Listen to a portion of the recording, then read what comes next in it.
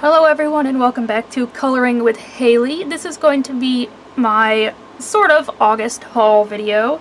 The first thing you might notice is that I now have a big desk mat instead of just the tablecloths. I wasn't going to get one, but then I found this frog one on Etsy and I couldn't pass it up.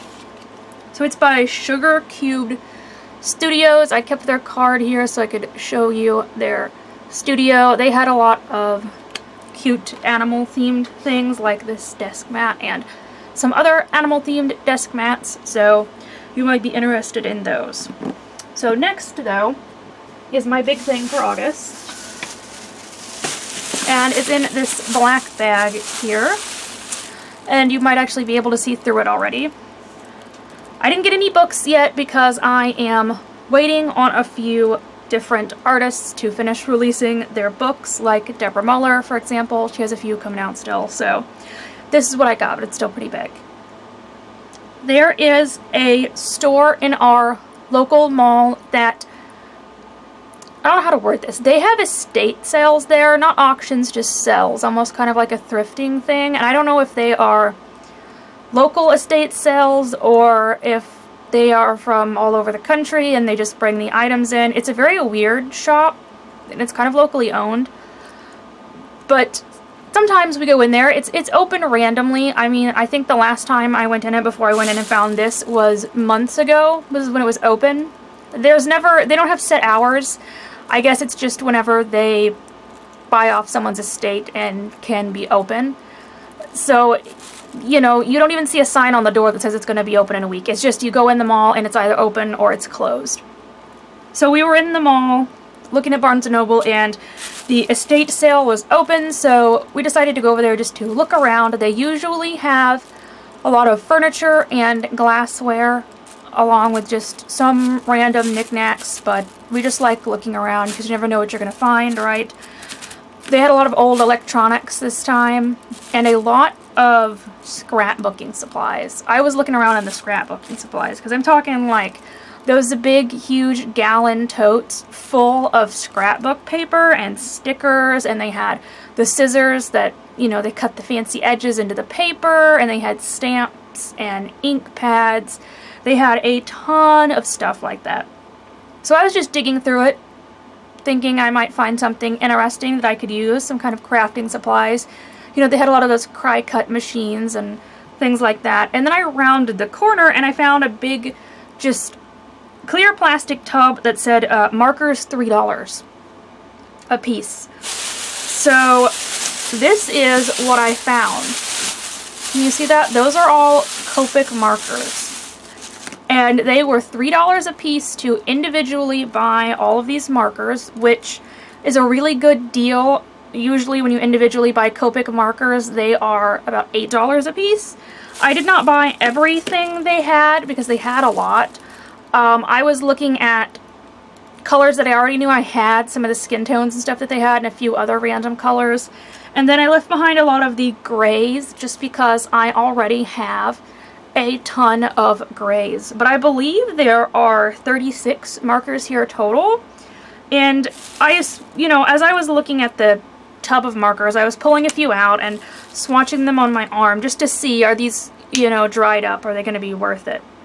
And I probably swatched about 4 or 5, and none of them were dry. So I just started grabbing handfuls of the markers, as many as I could carry, while kind of going through them and making sure I wasn't grabbing doubles. And Doug came to get me. He wanted to show me something that he had found, and I was like, look at this. And he was like, oh wow, that's a really good deal, isn't it? Aren't these expensive markers? And I was like, yeah, grab as many as you can.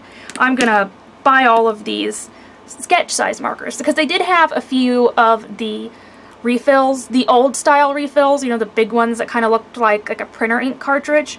They had some of those there, and I did look through them. None of the refills that were sitting there were for any of the colors I purchased, so that makes me think that they had even more Copics, and someone had already come through and bought some of them.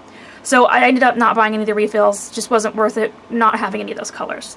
So I was telling him, grab as many of these as you can. I'm going to buy all of them that I can, minus, you know, the grays and some of the other colors.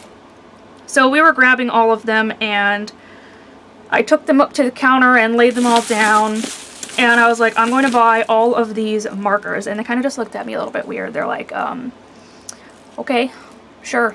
Like, that's what you pick out to buy out of everything. But I'm very, very excited. I was carrying this black bag full of markers through the mall. Like, I was protecting them. I was like, I can't lose these. I can't drop these. I felt kind of bad. I mean, I feel like I stole something almost because of how cheap they were.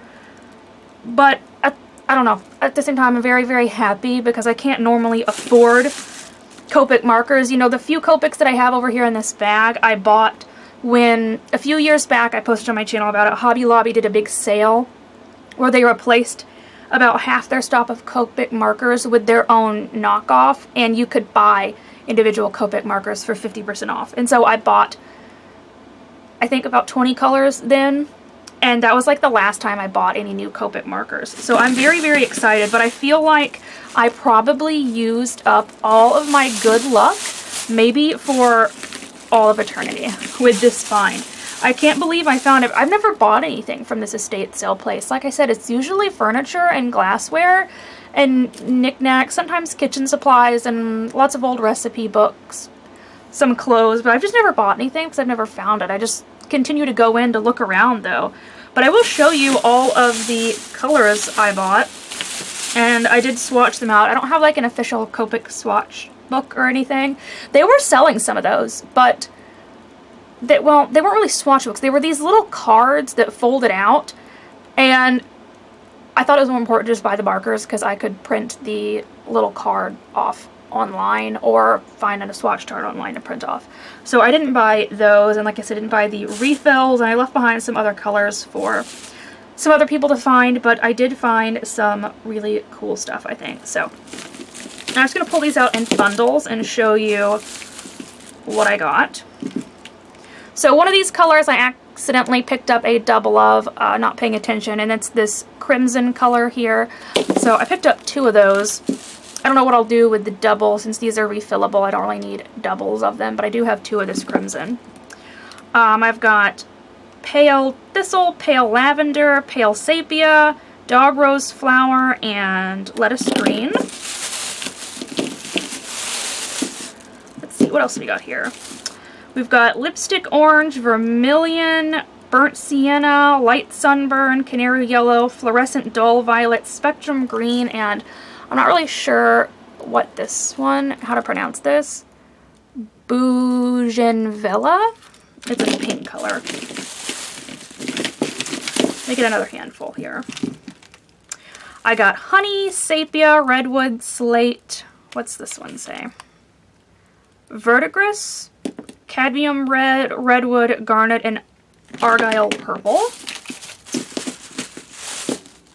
And then we got Africano, blue green, forest green, fruit pink, frost blue, acid yellow, barely beige, and light mahogany. And lastly, we have brick beige, fluorescent dull blue, iris, peony, lipstick orange, and grass green.